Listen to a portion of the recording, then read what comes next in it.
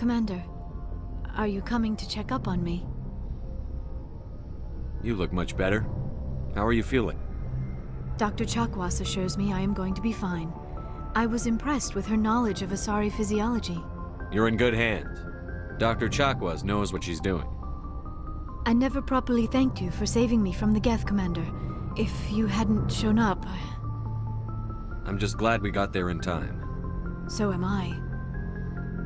I know you took a chance bringing me aboard this ship. I have seen the way your crew looks at me. They do not trust me. But I am not like Benezia.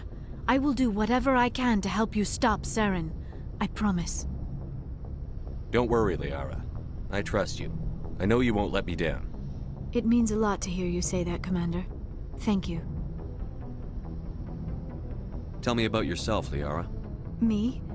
I am afraid I am not very interesting, Commander. I spend most of my time on remote digs, unearthing mundane items buried in long-forgotten Prothean ruins. You must enjoy something about it. I love my work. Seeking out history's lost secrets has a special appeal for me. You were actually touched by working Prothean technology. That is why I find you so fascinating, Commander. Sounds like you want to dissect me in a lab somewhere. What? No! I did not mean to insinuate. I never meant to offend you, Shepard. I only meant that you would be an interesting specimen for an in-depth study. No, that's even worse. Calm down, Liara. I was only joking. Joking? Oh, by the goddess, how could I be so dense? You must think I am a complete and utter fool. Now you know why I prefer to spend my time in the field with data disks and computers. I always seem to say something embarrassing around other people. Please, just pretend this conversation never happened. Do you know why Benezia joined up with Saren? I don't understand it. She was always outspoken about the need for the Asari to become more involved in shaping galactic events. Maybe she thought allying herself with Saren would somehow be for the greater good in the long run. At least I hope so. This hurts you, doesn't it? None of this makes any sense to me. I have not spoken to Benezia in many years, but I know her, and this was not like her. Something changed. I'd like to know more about the Asari. We were the first species to discover the Citadel.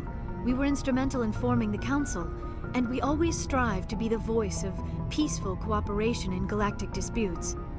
My people believe we are all part of a single galactic community. Each species contributes something to the greater whole. Although we seek to understand other species, it seems few of them seek to understand us. The galaxy is filled with rumors and misinformation about my people. Like what? Most of the inaccuracies are centered around our mating rituals. My species is monogendered. Male and female have no real meaning for us. We still require a partner to reproduce. This second parent, however, may be of any species and any gender. I don't understand. Your species can mate with anyone? Mating is not quite the proper term, not as you understand it. Physical contact may or may not be involved, but it is not an essential element of the union. The true connection is mental. Our physiology allows us to meld with other beings. We can touch the very depths of their minds. We explore the genetic memory of their species. We share the most basic elements of their individual and racial identities. We then pass these traits on to our daughters. It is how we learn to grow as a species and how we develop a greater understanding of other races. What happens to your partner after the union? Every relationship is different. Some unions are a single encounter with both parents parting ways afterwards. Others can be more long-term. Sometimes an Asari and her partner will stay together for many decades. You Asari live for 1,000 years. What happens when your partner dies? Few sapient species live as long as my kind. We have learned to take a philosophical approach to our unions. We do not focus on the inevitable loss of our partners. Instead, we enjoy the time we spend with them. And even after they're gone, a part of them lives on in us. The union is a connection that transcends both time and space. Do you know who Matriarch Benezia chose as her partner? She rarely spoke of her partner. Though I know my father, if you want to use that term, was another Asari. I thought you always needed another species to serve as one of the parents. Think about it, Shepard.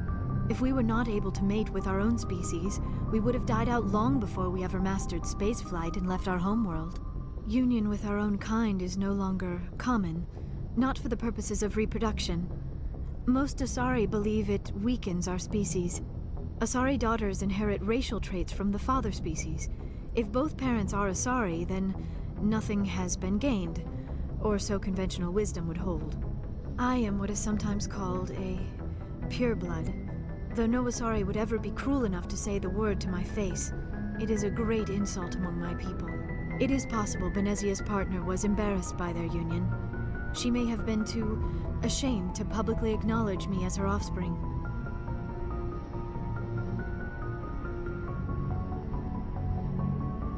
Maybe she wanted to meet you, but couldn't. Something could have happened to her. Maybe she passed away. You might be right. I hope you are. But I have no way to know for sure. Benezia never spoke of her partner. Whatever happened, it caused her too much pain to dwell on it. She raised me by herself, though that is not uncommon. Many Asari raise their children alone, particularly if the father species is short-lived. Often the partner will pass on long before the child reaches maturity.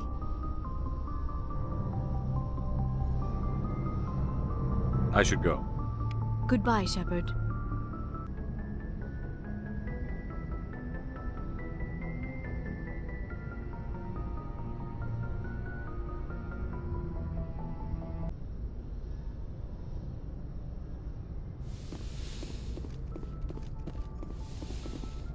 Yes, Commander? Is there something you need? I should go. Goodbye, Commander.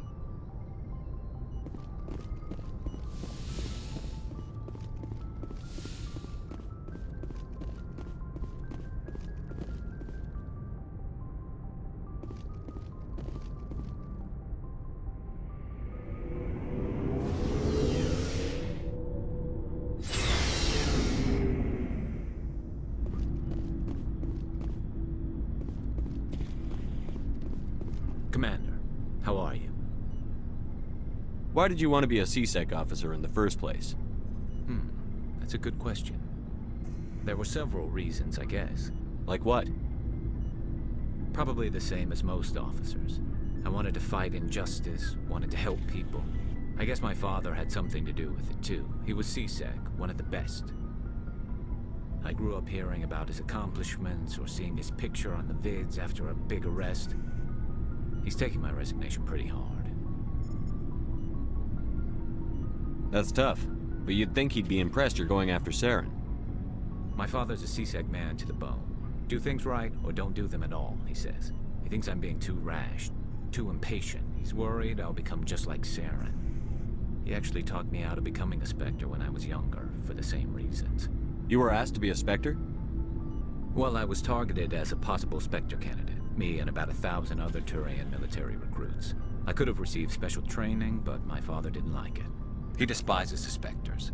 He hates the idea of someone having unlimited power with no accountability. He wouldn't like you, Commander. No offense. I suppose I can understand his concern. You can. But Saren's not going to play by our rules, CSEC's rules. If you want to nail Saren, you need to send someone who isn't restricted by policies and procedures.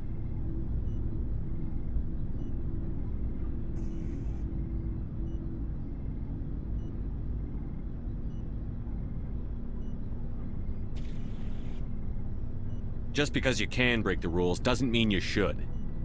I don't need to stoop to Saren's level to stop him. And neither do you, Garrus. I see what you mean, but I'll think about it. Thanks, Commander.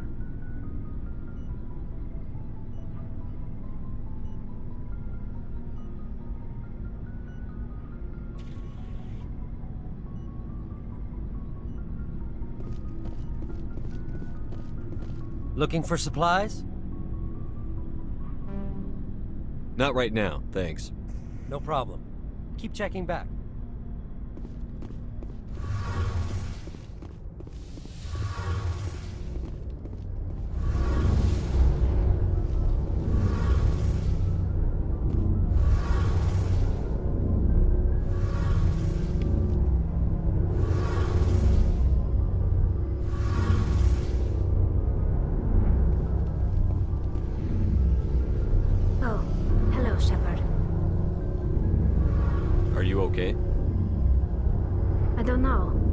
Your ship is amazing, and your crew's been really great to me, especially your chief engineer.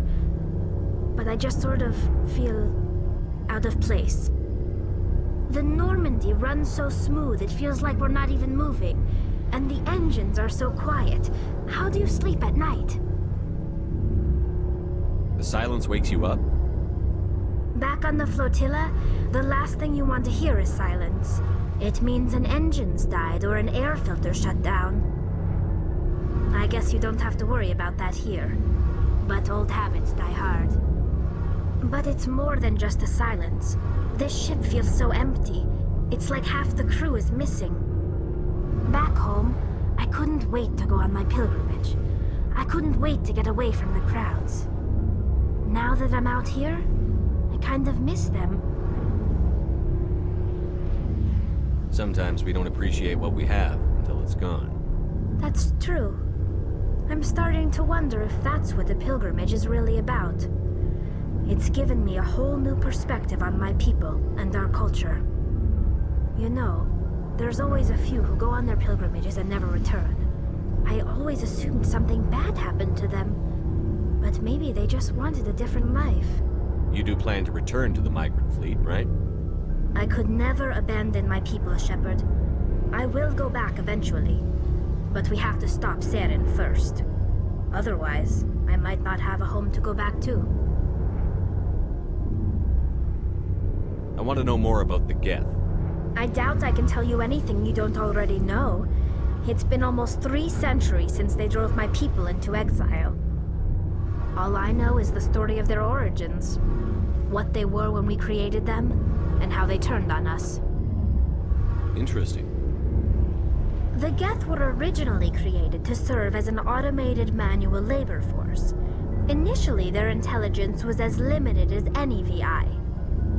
Over time, we made small modifications to their programming to allow them to perform more varied and complex tasks, bringing them closer and closer to true AI status. How come the Council didn't step in and stop you? This wasn't true AI research. We may have been skirting the bounds of the law, but we never did anything that was actually illegal.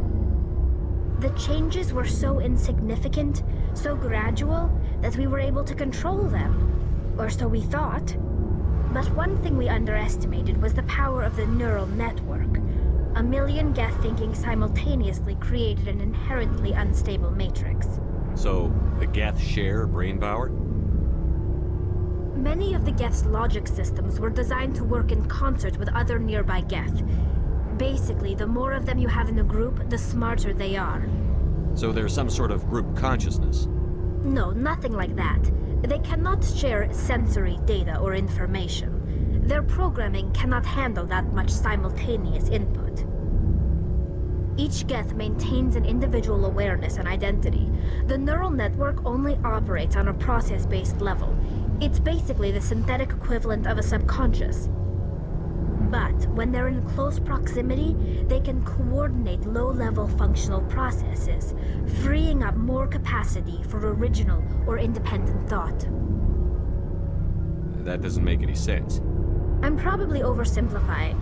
The Geth are incredibly advanced and complex creations. All you need to know is that they get smarter when they gather in large numbers.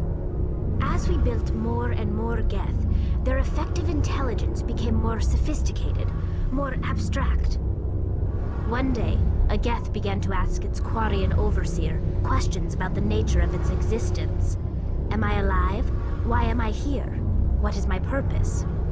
As you can imagine, this caused a near panic among my people.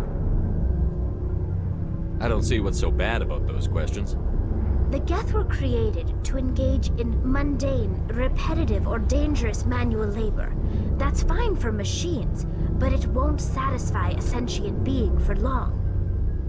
The Geth were showing signs of rudimentary self-awareness and independent thought. If the Geth were intelligent, then we were essentially using them as slaves. It was inevitable the newly sentient Geth would rebel against their situation. We knew they would rise up against us, so we acted first. A general order went out across all Quarian-controlled systems to permanently deactivate all Geth. The Geth responded to this order violently. You can't blame them for fighting for their survival. We had no other choice.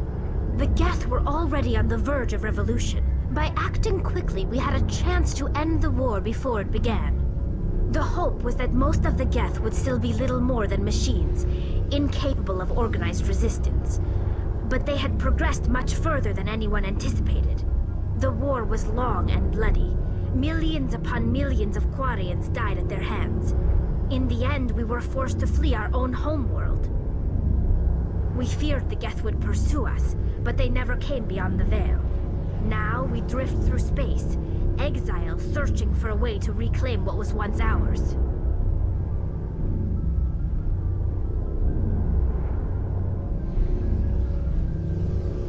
Tell me about your people. Our lives aren't easy. Resources are scarce, and we are constantly on the move. Everything we do must in some way contribute to the continuation of the migrant fleet. There are 17 million Quarians in the flotilla, and each of us relies on the others for survival. The bonds among my people are strong. Unfortunately, we have had to surrender many of the freedoms and civil liberties other species take for granted. What kind of freedoms? Well, it's illegal for parents to have more than one child. If our population grows too much, it would strain our resources to their breaking point. Of course, we also can't allow our numbers to become too few. If our population is in decline, the rule against single births is temporarily repealed. In extreme cases of population decline, incentives are even offered to encourage multiple births, though the Conclave hasn't had to take such measures in nearly a century. That's your government. The Conclave is our civilian branch of government. Each ship can elect a representative to serve on the Conclave and make decisions that affect the fleet as a whole. On matters that affect an individual ship, however, the captain has the final say. It's a tradition that dates back to the early days, when the fleet was governed by martial law. Fortunately, most captains nowadays are smart enough to have an elected council from their crew to give them advice and guidance. So the ultimate power rests with elected officials. In practice, the Conclave and the respective council for each ship tend to set the rules that govern our daily lives. But in theory, we are still under military jurisdiction. The 5 top-ranking military officials in the fleet serve on the Admiralty Board. These 5 have the power to overrule any decision by the Conclave in case of emergency. To do so requires unanimous agreement among the Admiralty, and they can only do this once. After that, the entire board must resign their posts. It's a safeguard that served us well. In nearly 3 centuries, the Admiralty Board has only overruled the Conclave 4 times. I should go. See you later.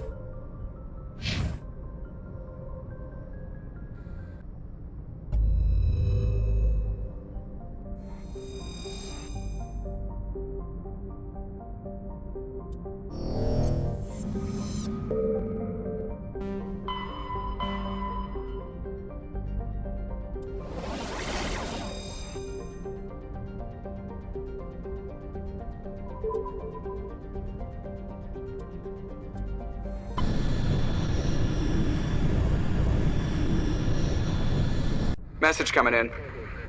Patching it through. Commander Shepard, my name is Nasana Dantius. I have a job for you. I can't say any more in an unsecured communication. If you're interested in hearing my offer, meet me on the Citadel so we can talk in person. I'll be waiting in the Diplomat's Lounge on the Presidium.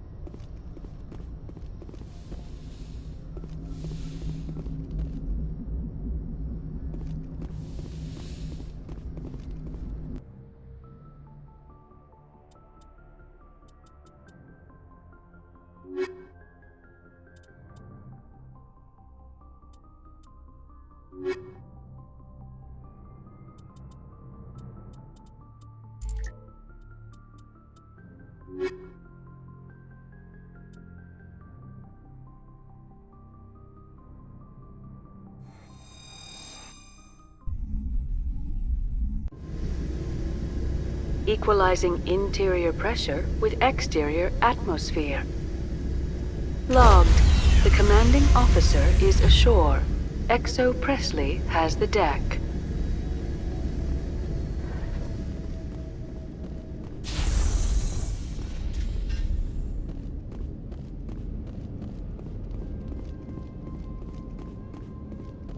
We saw your ship. Faidan wants to speak with you immediately. Who's Faidan? He's our leader. He needs your help to prepare for the geth. They're making another push. Please, up the stairs past the freighter.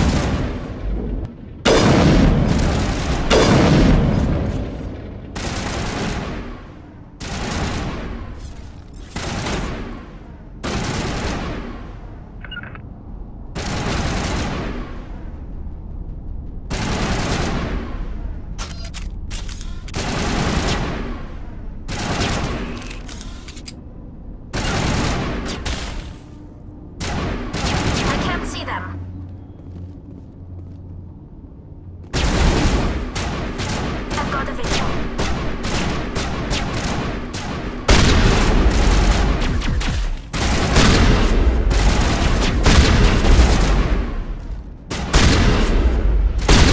I can't get a lock.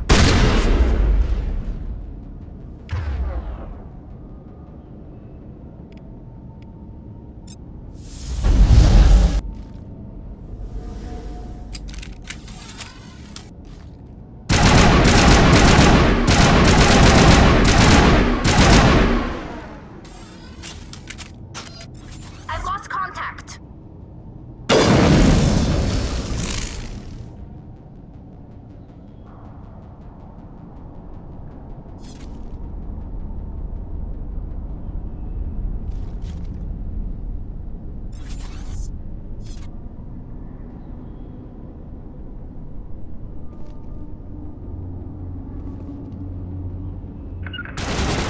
I can't make it.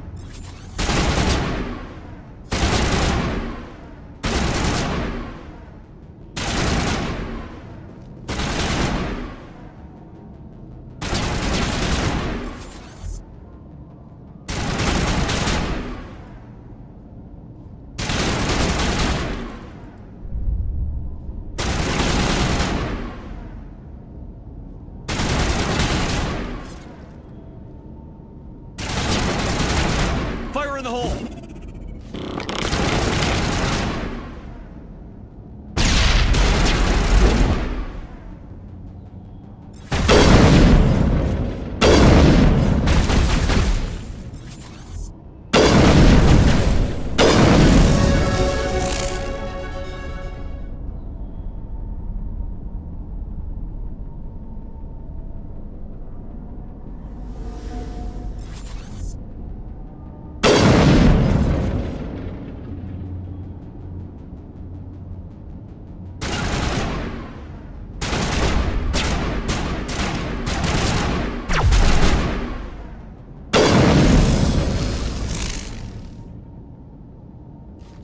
Negative contacts.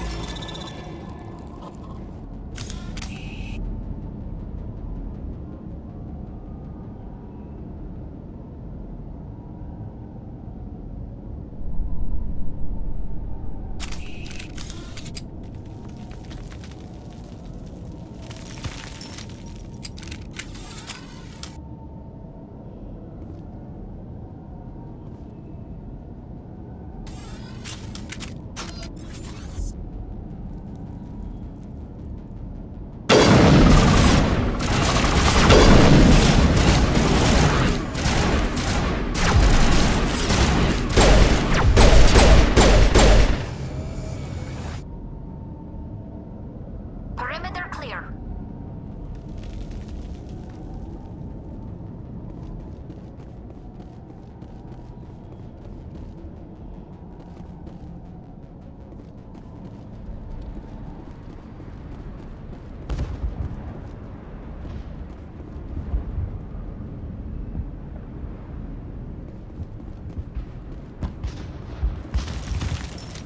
Head to the tunnels. Make sure they're secure. But what if I find Geth there? Those geth are bloody dangerous. Get ready.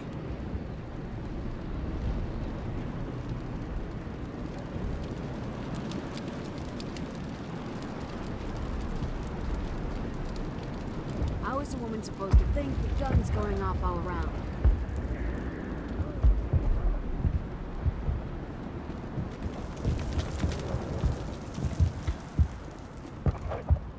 Geth are mounting another attack.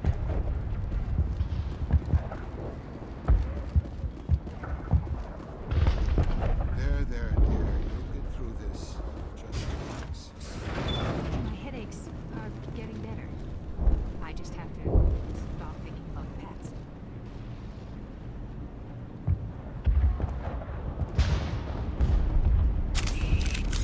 past. Oh, Commander.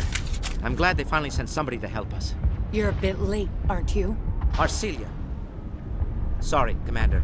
Everyone's on edge since... Watch out! We've got Geth in the tower! Protect the heart of the colony!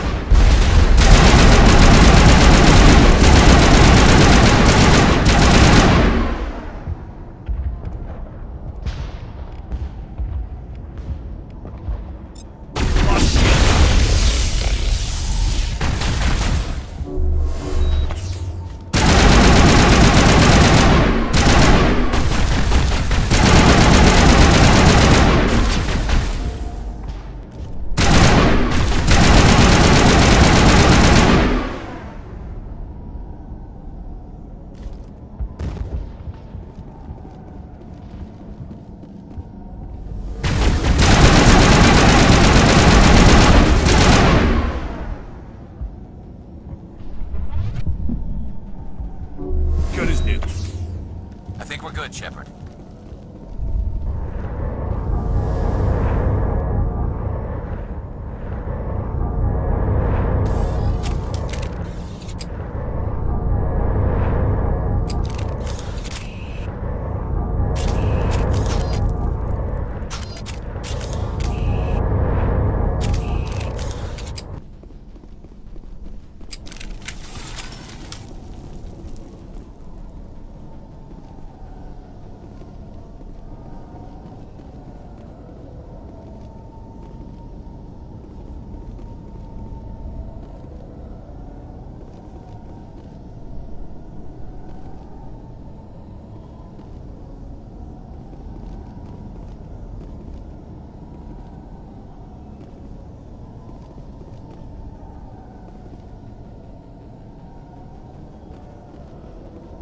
Commander, I believe we're going the wrong way. The tower is behind us.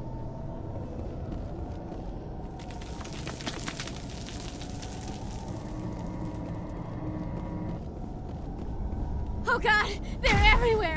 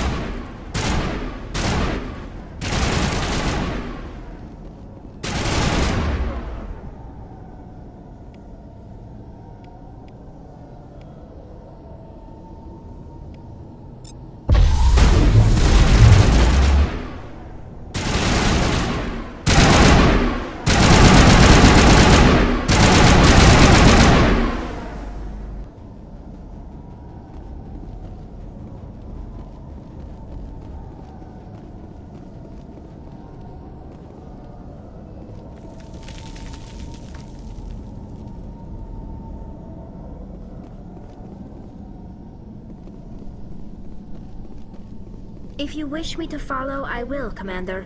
But we are headed the wrong way.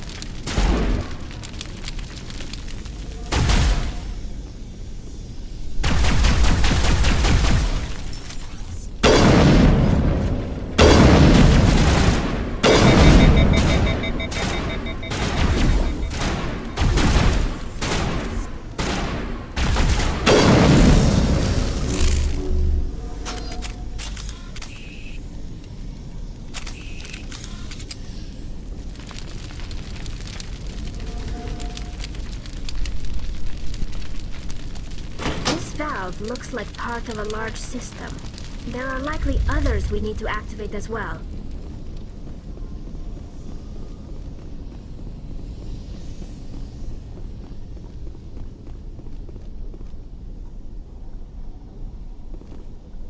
There's another one. Doesn't look like it's been activated yet, though. We should keep looking.